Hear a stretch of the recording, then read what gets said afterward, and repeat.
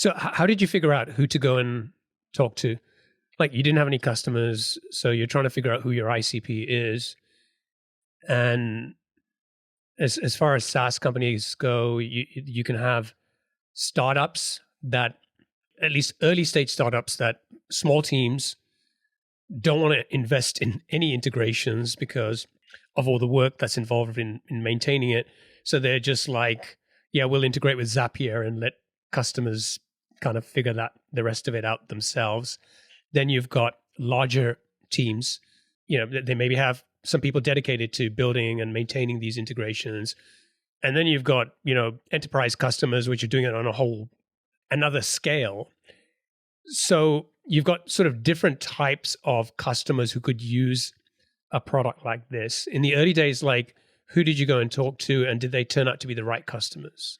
Yeah, so you're absolutely right. And I think that, the process that we took was definitely a very iterative approach to reach product market fit. And so, we started off talking to startups, our friends who were working at startups, as developers who are engineers, and just asked about, what are the problems that you have, showing them examples or, early demos, prototypes of what we're building, and trying to understand if and how that solves the problems that they experience in their day-to-day. So I would say that in that process, one thing about finding product market fit is actually invalidating product market fit or finding out what people don't want.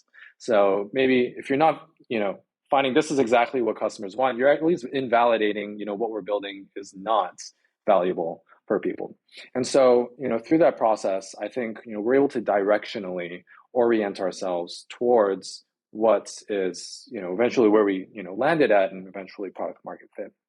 But, startups, small companies, I think experience the same types of problems in a lot of ways as larger companies do. They may experience them in very different ways, in different magnitudes. But at least directionally, I think it helps point you in the right direction, right? And that, okay, customer or prospect is talking about this type of problem. There's something more here. Let's go a little bit deeper. Let's try and understand why this is a problem, what they're trying to achieve, and if more people have it, right? So directionally, it kind of leads you in the right way.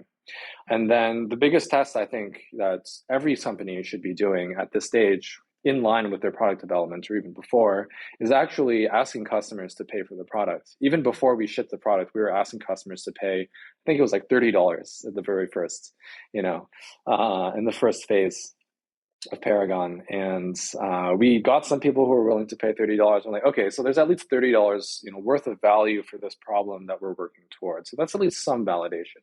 So maybe next time, let's try charging $50. Let's try charging $100, right? See how, what is the magnitude of this pain point, right? What is the actual size of the value that we can capture if we're able to solve this problem in the market?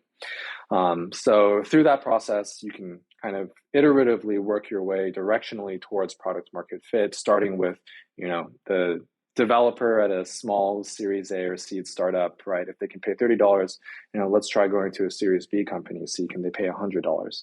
And eventually we've raised our price, many, many times since then. But it was a very iterative process. And we literally started from, $30 to where we are now to get there.